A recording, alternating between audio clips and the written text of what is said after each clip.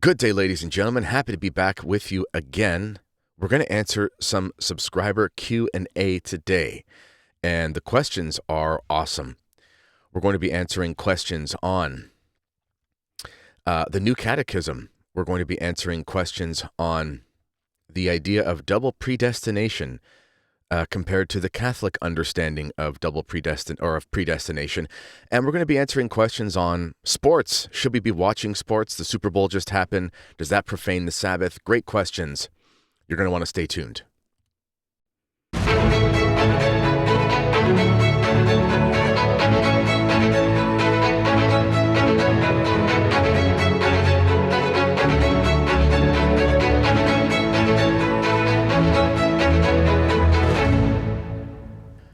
All right, as I said, these are subscriber Q&A. If you are seeing this publicly or listening to this publicly, the rest of it is behind a paywall.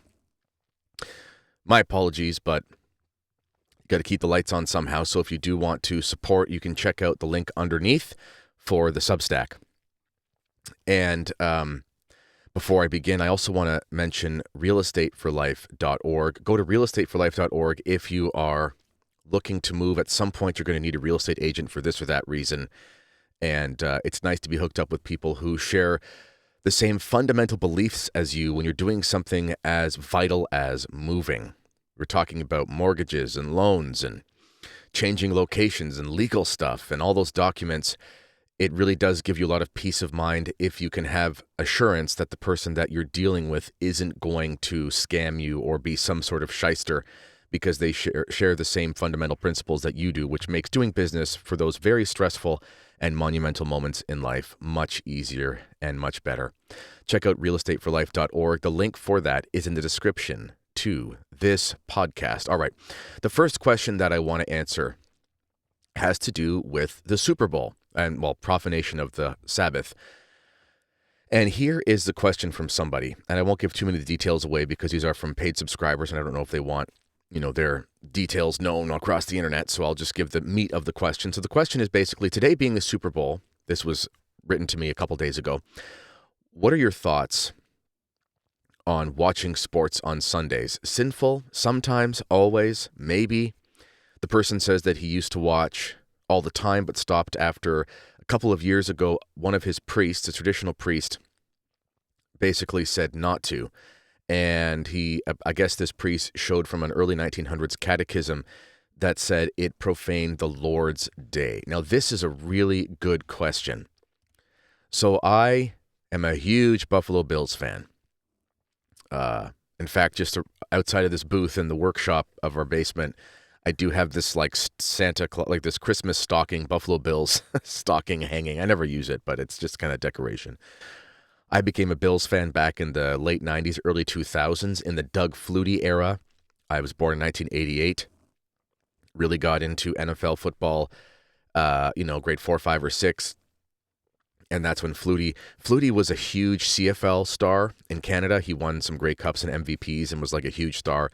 The game up here suited him perfectly because it's 3 downs, yard off the ball, forward motion, 65 yards wide field, 110 yards long, 25-yard end zones, forward motion, 12 men on the field, more receivers.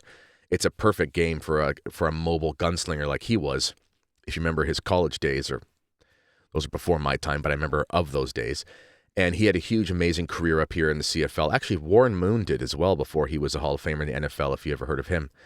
And so I love football. I played through high school and university. I dreamt of playing in the CFL, delusions of grandeur probably, but it was something that lit my fire. And I love the Bills, and I follow them closely. I like to listen to podcasts about the NFL. My favorite is the NFL Network Rich Eisen podcast. I listen to that a couple days a week.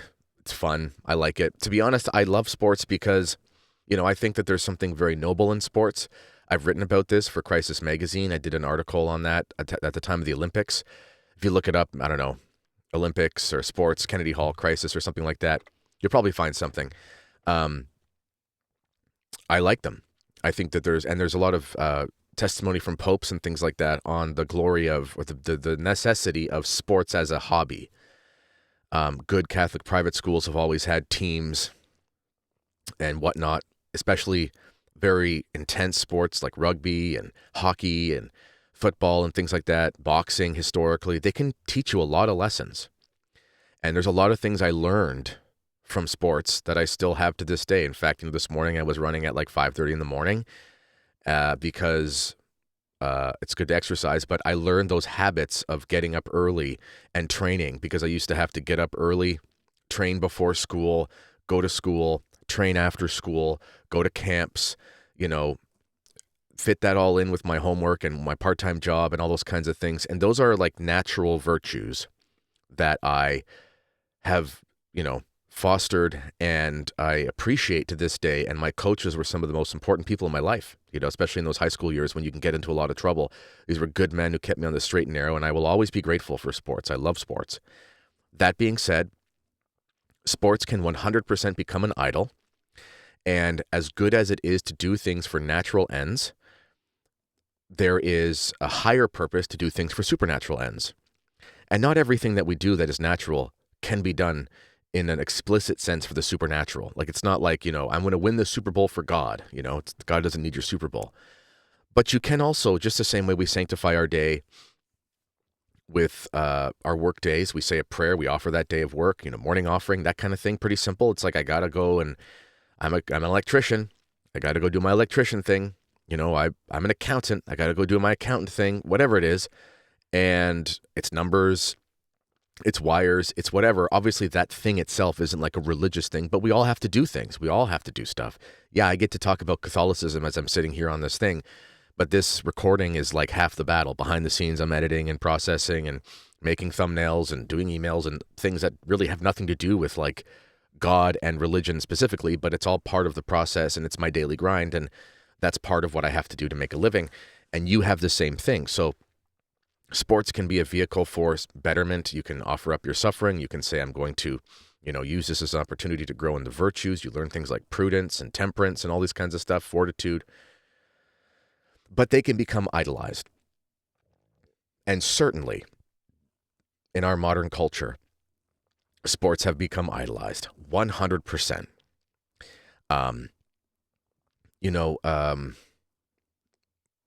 Youth sports even. Not just the pros, but the youth sports. I love hockey. I played hockey growing up. I still play recreationally, and I'm a goaltender, and I have a lot of fun. But I will never put my kids in the type of travel hockey league stuff. I just won't do it because, and I never did that. I didn't do the travel stuff, but that's a big thing around where I live. It's like 3 nights a week you're gone on the ice and traveling and staying in hotels and all these kinds of things. And for sure, you can definitely still go to mass and stuff, but it's really hard to balance that not becoming an idol, becoming the most important thing in your life. It's not like it's something in a school setting. If you're at a good Catholic school and you have a football team or a hockey team or a cross-country team or whatever sport you do, and it's part of the environment and it's built into the day, and there's like a school spirit, like there's a sort of higher purpose built into the glory of education, like that sort of holistic thing. That's really great, and I fully support that. But youth sports as such can become an idol when they're in the wrong context, and then especially professional sports. So what does it mean with, watching? Well, I have never heard that it is a sin to watch something on a Sunday. I mean, obviously, if you watch a sinful thing, it's always sinful. It's not like it's Sunday, so I'm going to watch that, slasher film that has nudity. Just never do that, regardless of if it's Sunday or not. I personally don't watch football live very often. I might watch 2 games a year, probably not even. I didn't watch a Super Bowl this year. I was happy to see that the Chiefs lost because I'm a little bit of a vindictive Bills fan. But in all seriousness, one of my best friends is an Eagles fan, so I was very happy for him. I just checked the game. I just checked it as it was happening. You just Google it and you can see the score. It's almost like listening it to the radio on the radio back in the day. It has like the live updates. That's kind of what I do for most. I've got a bunch of kids. Sundays are busy. Church, the after church potluck thing we always have, visiting family and stuff. I rarely sit down and watch a game. I mean, it's 3 hours long. I don't really do it. If I have the opportunity to, I would sometimes. I probably wouldn't do it every Sunday. And you can make that decision for yourself. It's just probably, I don't think you can, I don't know how you can make the argument that it as such is a profanation of the Sabbath, because historically as Catholics, Sundays were for like leisure. That's, you abstain from servile work unless it's necessary. Farmers always have chores to do. If you have a business and there's certain obligations because that's what the market demands and all these kinds of things. There have always been, and if you're a doctor or a firefighter or whatever, there have always been exceptions to that. And that's always been the case. Christ says this, if your ox goes into the ditch on the Sabbath, will you get your ox out, right? That's an example of there are necessary things you have to do. You could let the ox die, but you don't have to. You can just save the ox, but don't go and, if you don't have to be open on Sunday because you don't need it, then don't just, I want to make more money on Sunday. Well, don't do that, right? So we're supposed to have leisure on Sundays. Getting together with some friends and having a pint and eating some wings and watching some football or a hockey game or whatever, it could be totally leisure. It could be totally fine. There's nothing intrinsically evil about watching men play a sport. There's just not. I have never seen that in a catechism, like the way that you suggest that you were shown. It totally could be. I've seen catechisms, references from catechisms and stuff. Oh, we should also distinguish. There are what we might call sort of general and universal catechisms. So things like Trent, the Catechism of Trent, the Roman Catechism, things like the Catechism of Pius X, the Baltimore Catechism, these ones that have been around, the Butler's Catechism in Ireland, ones that have been around for a long time and have sort of been peacefully accepted and used for a long time. But even there, in these more universal catechisms, not everything in it is necessarily infallible. Even there's a theologian, I think it's Melchior Cano, and I've cited him before, and he was a theologian at the Council of Trent. And he was talking about how even in an infallible council, the things that are infallible are the things that are defined explicitly, whereas the explanations of things themselves are not. That doesn't mean we should disregard them. I'm not saying do that. What I'm saying is, if you find like a catechism is trying to explain, and I've never seen this one, so it must not be a common thing, but if you find something that it's trying to explain, like for example, I've talked about how in the theological manuals before Vatican II, citing Dr. Kwasniewski's work, that reasons to miss Mass on Sunday were much more reasonable than people today would even imagine. It had things like, if there's risk of spiritual harm to yourself or another, you're not required to go. And this was long before the Novus Ordo. So I've said, hey, this is long before there even was a Novus Ordo, which throws a whole other thing into that equation. So, chill out, people calling trads, sinful if they don't want to go to the Novus Ordo. There's actually a lot of precedent for not having to go to Mass if there's a risk of spiritual harm before the Novus Ordo even existed. So this is an age-old principle. But it lists all these examples that are like, hey, if this is going on, if it's lambing season, which would have probably had to have been something to do, I imagine it's something in the UK or something like that, where it's more sheep-based in the agricultural economy, and you've got a lot of obligations, you can miss Mass or whatever. It even says for things like if there's a vacation that you don't ever have a chance to go on, you're not obliged to go to Mass. These are just explanations and examples of ways that someone could fulfill this. So it could possibly be the case that, because the church has never defined like, thou shalt not watch sports on Sunday. So it would have to be an example that the person is giving about something that could profane the Lord's Day, which could be sports. If it's also from the early 1900s, it's got to be something that's pre-television. So it probably has something more to do with going to the places. And sure, I imagine, that going to a racetrack on Sunday because that's also long before the NFL. The NFL didn't incorporate with the National Football Conference, with the American Football Conference, didn't incorporate until like 1967 or something like that. And it certainly wasn't televised back then. So it would have had to have been with general sports venues. And perhaps those were places where there was a lot of gambling and things like that going on. Maybe it was an occasion for sin. Maybe that's the reason for it.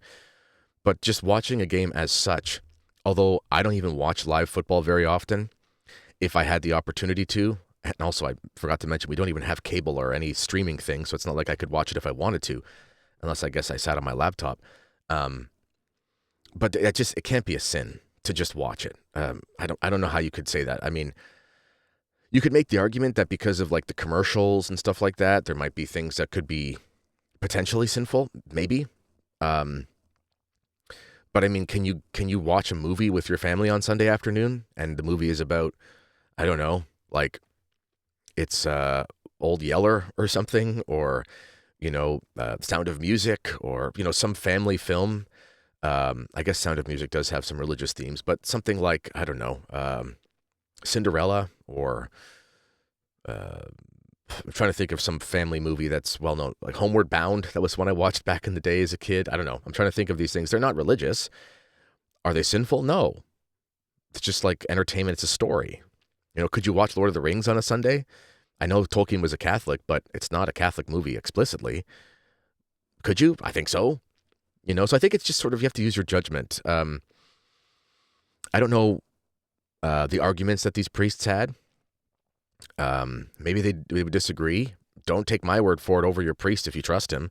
I'm not saying you even should watch stuff on Sunday. I'm just saying I don't think you could say it would be a sin. Profaning the Lord's Day would be like doing things to just turn that day into a day of vice and just totally ruin the spirit of it. If getting together with your friend's family and you guys are both Eagles fans or Bills fans or whatever, and there's a game on and the kids are around and you're relaxing and you're having a cigar and this is just how you're going to relax and you're going to watch a little bit of football, as long as it doesn't take over your life, I can't see how that's sinful. That being said, if you make sports your idol and like you're checking your app because you're gambling on it and all this kinds of things, then you're going to get into the place where like you definitely have you're giving some wiggle room to a lot of vices. That would be a problem. But if you're just enjoying the thing, I can't see it being a sin. That's my opinion. And I know a lot of people are going to say, oh, sports ball, you're, whatever. Cool. You don't like sports? I don't really care. I don't like playing board games. Don't like playing board games really much at all. It's boring to me. That's why they're called board games. Some people love them. But I'm not going to tell you, board games are lame. If you think they're great, cool. I don't play them. If you think sports are lame, great. Don't watch them. I don't even really watch them live anyway. But I think sports as such are cool, and I can't see watching them casually as being a sin. I hope that's a good answer. Okay. The next one is a question about the catechism. So the question is, what should traditional Catholics make of the new catechism? I'm assuming it's the John Paul II catechism, the CCC catechism of the Catholic Church, the one used in high schools now, etc. So I used to teach with that catechism. I taught in high school, taught religion. That was what our curriculum was based on. I wasn't a traditional Catholic when I started teaching. I was like conservative, Novus Ordo, whatever those distinctions mean. And then I became a traditionalist. And the catechism is really thick and it's very wordy, typical of post-conciliar stuff. There's a big paragraphs to say a lot, but the doctrine is actually a small part of it, Not a lot of clarity compared to the older catechisms. That being said, there are tons of things in that catechism that are fine. It's got lots of stuff in it. Would I ever choose that catechism to teach my kids the faith? No. There have been many revisions to that catechism. There was a major revision in the early 90s about how it presented homosexuality, and they had to change it because it made it seem like it was sort of a psychological thing that couldn't be controlled, and they had to change it. It's been revised on the death penalty. It's obviously very heavy Vatican II citations. Many things in Vatican II, the vast majority of things in Vatican II are not heretical or even erroneous. There are but a few places in Vatican II where you could really sink your teeth in it and say that's an error or even a heresy. The vast majority of it, even if it's flowery, even if it's whatever, it's not explicitly so. The main problem is in the method of teaching. That's kind of the thing I would say about the new catechism.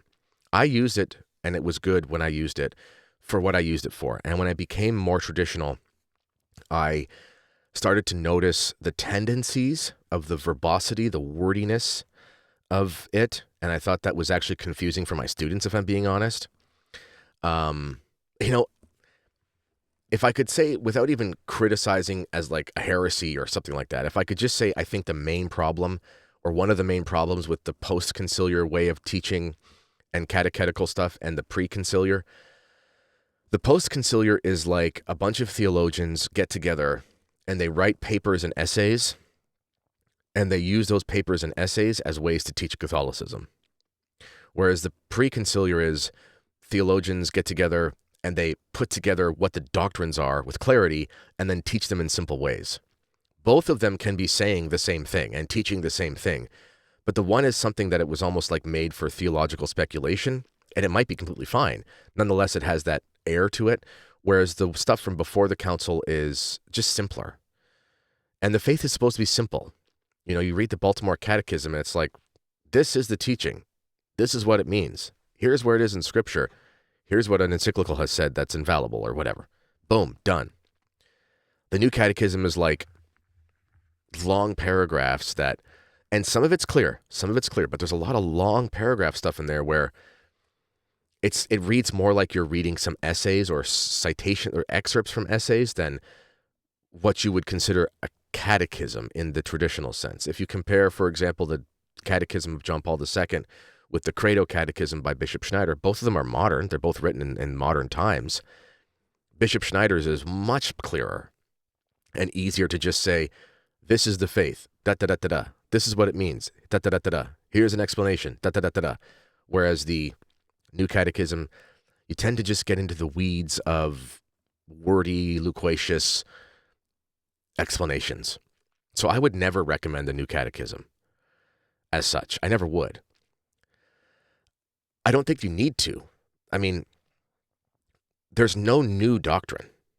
And even the popes at Vatican II said that, which makes John Paul II's letter against Archbishop Lefebvre much more absurd, because he said the root of Archbishop Lefebvre's schism is that he doesn't understand the Church's teaching on tradition as presented in Vatican II. But we're supposed to believe that there's no new doctrines in Vatican II. So if you don't understand it, why does it matter? Because it's not new. So if he understands the one from before, then that should include the new. If you think about it, it doesn't make any sense. And then John Paul II goes on to say that the bishops need to make these understandings known to the faithful because there are points of doctrine that are new. So it's like there's no new doctrines in Vatican II, but you're a schismatic if you don't understand the new doctrines in Vatican II. But Vatican II is in continuity with things before. But if you don't understand it, then you're not in continuity with the new, which is somehow in continuity with the old, but it's different, but it's not new, but it is, and you're a schismatic. That's the end of the whole thing. The New Catechism has lots of good in it, but I personally would never recommend it because I don't see the point. Like, when I'm teaching my kids catechism, and we're going through this really great catechism series by Father Polari. It's really good, really, really good. Our Lady of the Rosary Catechism, I think it's called. It goes off the Baltimore Catechism, and a lot of stuff to do with Fatima, a lot of saint stories and stuff. I can't imagine being able to do that clear with the New Catechism. It's just too many words, you know? So I hope that's a good explanation. All right. The next question is spicy, and I want to make sure I get it right here. And somebody sent me a link to